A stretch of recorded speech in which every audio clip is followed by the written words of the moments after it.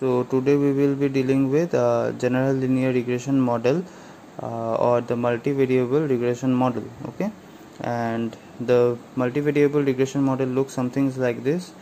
Yi equals to yi is the variable that is to be predicted or explained using the various explanatory variables that are x2, x3, and we have xk amounts of explanatory variables. So there are not only one variable to which is helping us to explain, that is not x2 only, but we have several other variables such as x2, x3 and till xk. So there are numerable variables which are helping us to find out the value of yi.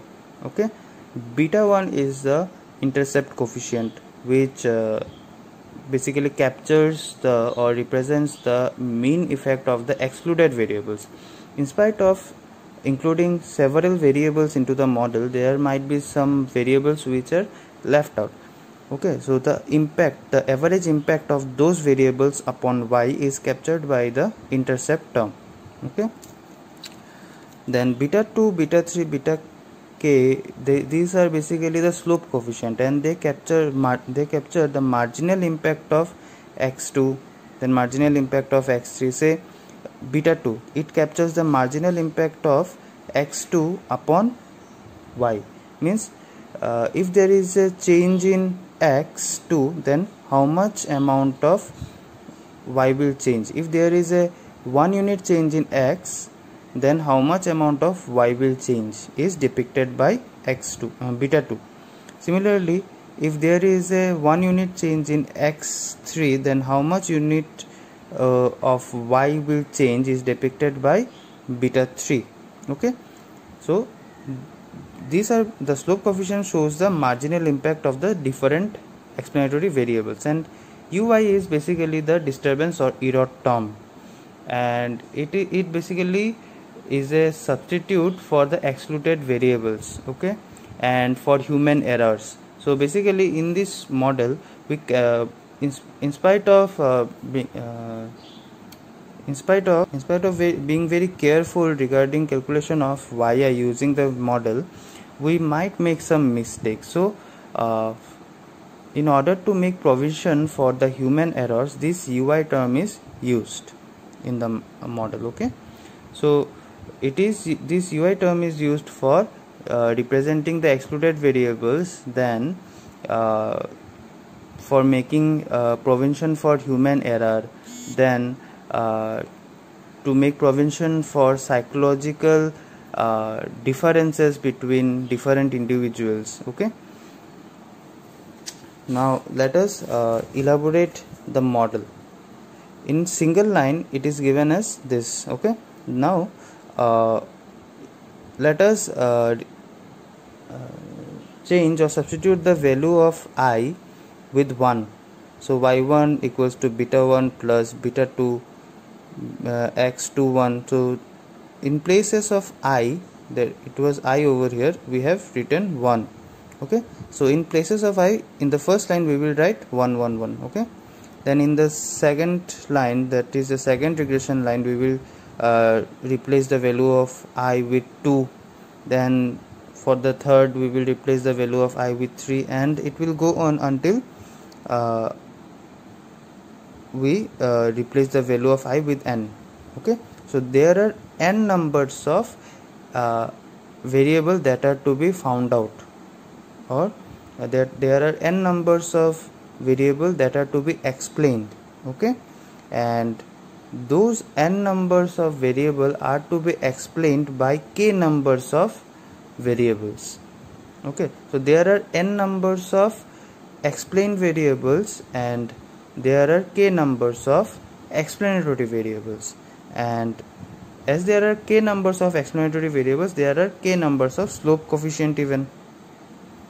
Okay, so number of explanatory variables and the number of slope coefficients are equal, and there are n numbers of error terms even. Okay, now after writing this in this equation form, we can represent the equations in terms of matrices.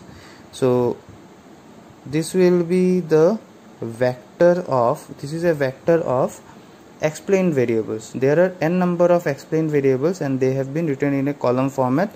So we can say that it is a n into 1 explained variables vector. It is a vector of explained variables and the order is n into 1.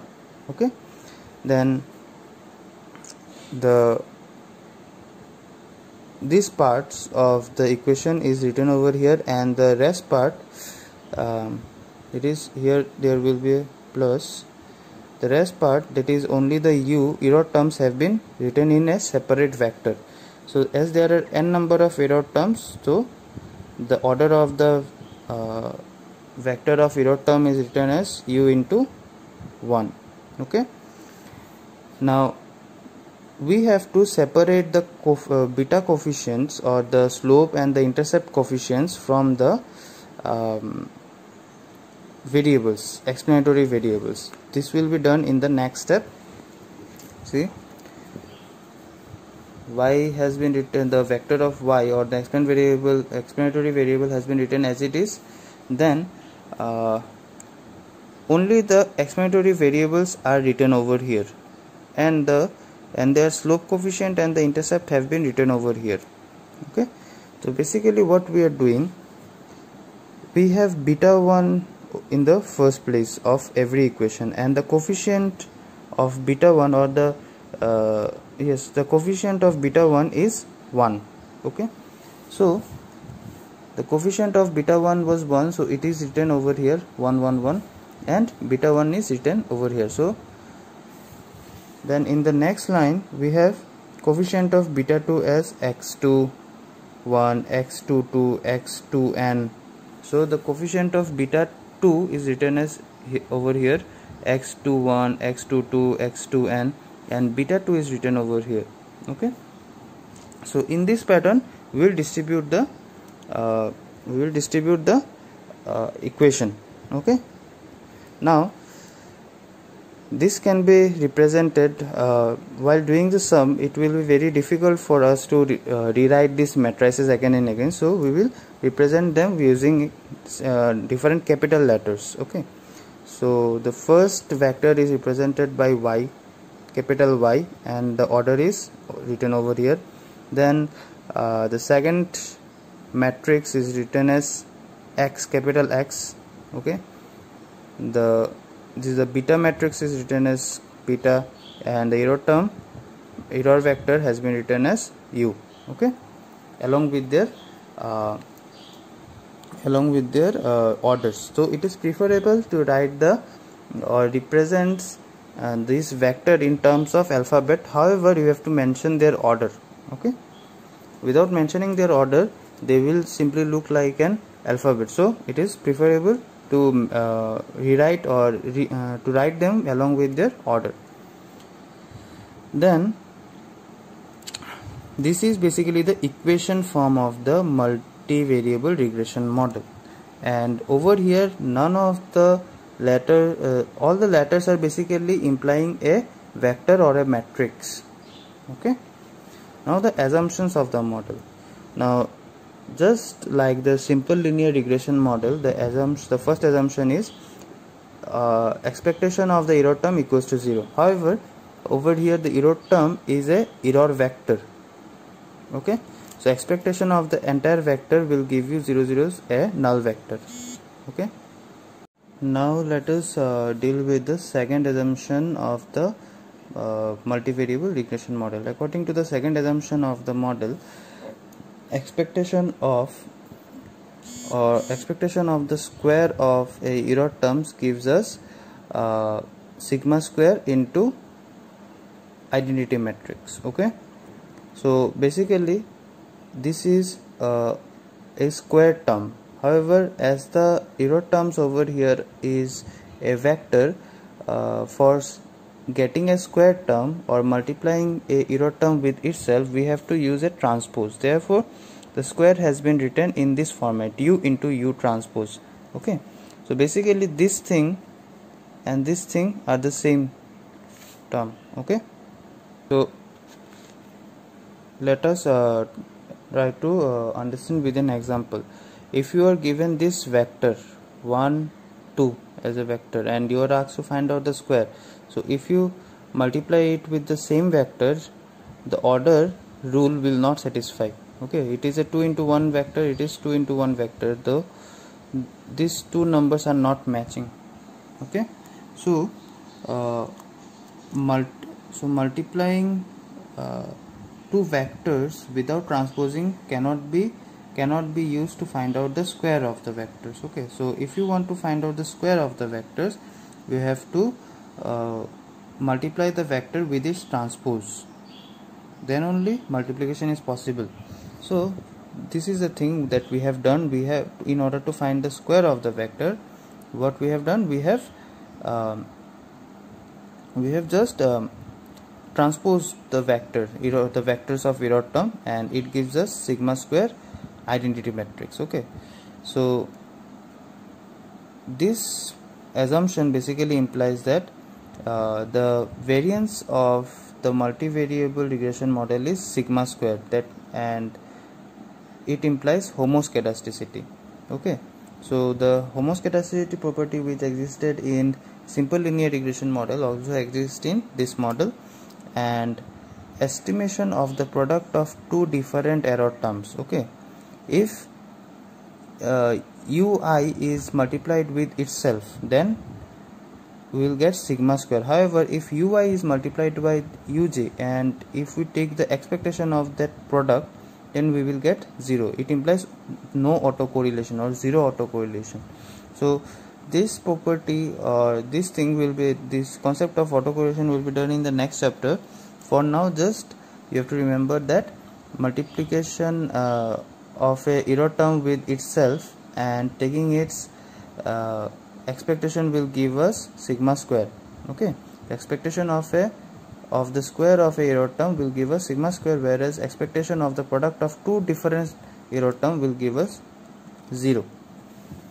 So let us now prove this thing. We are telling that this property implies this. So let us prove this. So let us take the LHS of the assumption. The LHS part is over here. It says that expectation of the error term, the expectation of the square of the error term or the error vector. Okay, so expectation of the error vector can of the square of the error vector can be found out by using or by multiplying the vector with its transpose. So the LHS, which implies the expectation of the square of the error vectors, can be found out by multiplying the error vectors with its transpose and taking its expectation. Now after this, what we can do is ui into ui gives us or u1 into u1 will give us u1 square, u1 into u2 will give us u12, or you can say it's as, you can write it as u1 u2. Okay, similarly u1 into un can be written as u1n or u1 into un. Okay, so these things can be written as this. So after multiplying all the terms in the two vectors, now what we can do, we will distribute the error terms with or the expectation terms with all the error terms. So in the next step, we are distributing the expectation terms with all the error terms or all the terms in the matrix.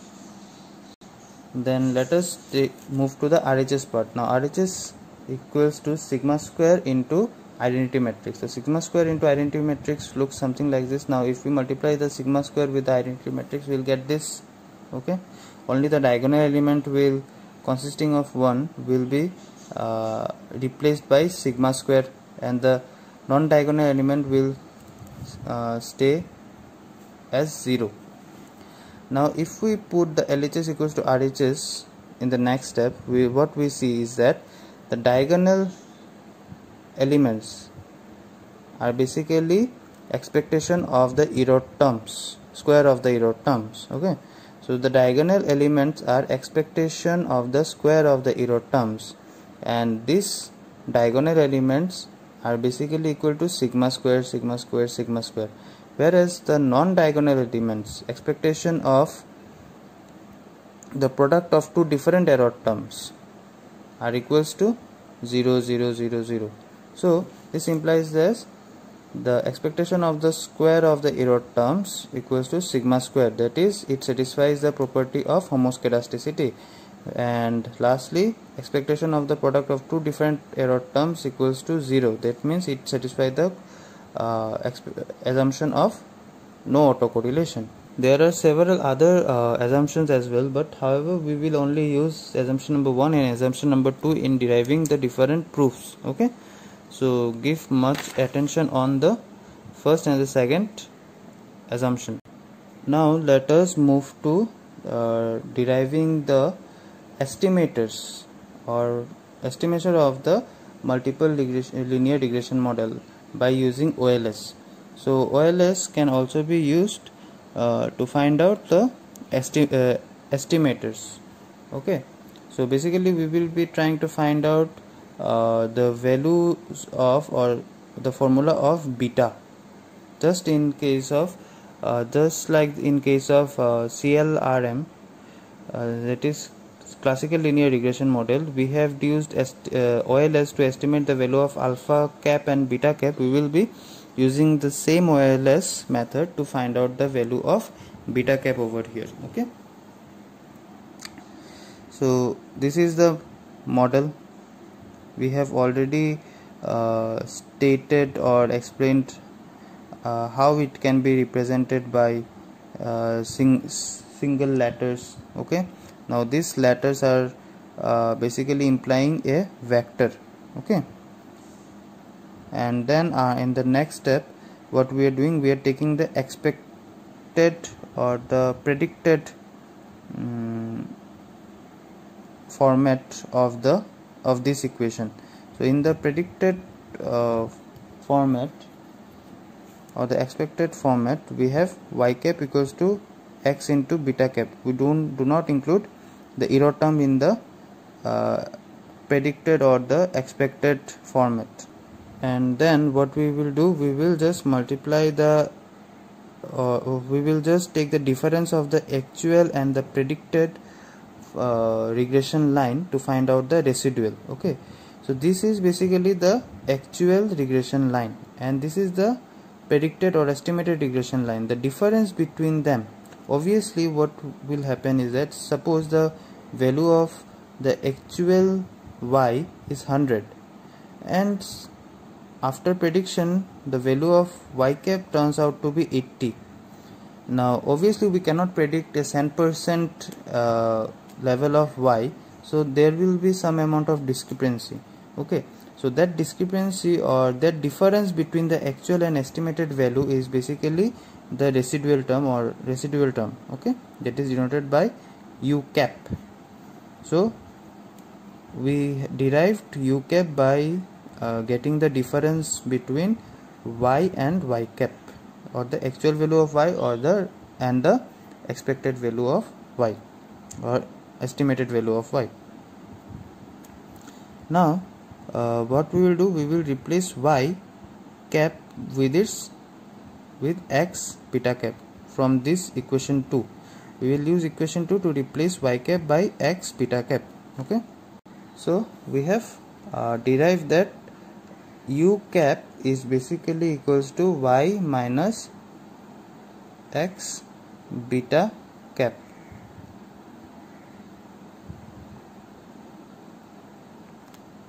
Okay, now for applying or in the process of estimating the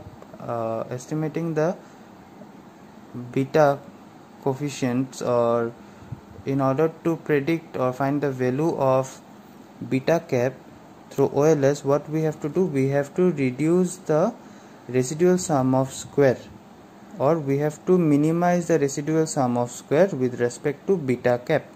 Okay, so first we have to find the residual sum of square. So we know the residual is given as u cap. and to find out the square term of this residual term, what we have to do, we have to multiply u with its transpose. So u cap transpose is multiplied by u. Okay, then only we will be able to find out the square term. Now this was the u term, so its transpose can be represented as y minus x beta cap bracket to the power transpose and the original term. Okay, now if we multiply or if we distribute the transpose with if we distribute the transpose with this term, we will get transpose over all the terms over here. Okay, now multiply this term with this term, we will get this term, this expression. Okay, now see this expression x beta cap y transpose is basically the transpose format of this term. This term has transpose over beta cap and x. Okay, and this term has a transpose over y cap only, only y. So these two terms are basically same, but they are just transpose of each other. Okay, over here beta cap and x has a transpose over them, but over here x and beta cap does not have a transpose over them. So this is basically the transpose of this, and y cap is a transpose of this y. Okay, these two terms are similar. So what we can do, we can substitute this in place of this. So in the next step, what we can do, u cap transpose u cap equals to y transpose y minus beta cap transpose x transpose y minus beta cap transpose x transpose y plus beta cap transpose x transpose x beta cap. So what we have done, we have just rewritten, or we have replaced this term with this term, and now taking this by adding these two terms, we will get 2 beta cap transpose x transpose y. Okay, and the rest term will remain as it is. This is the residual sum of square.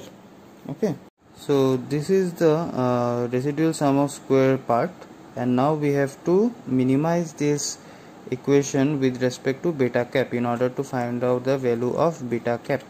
Okay, so what we will do, we will partially differentiate this term with respect to beta cap.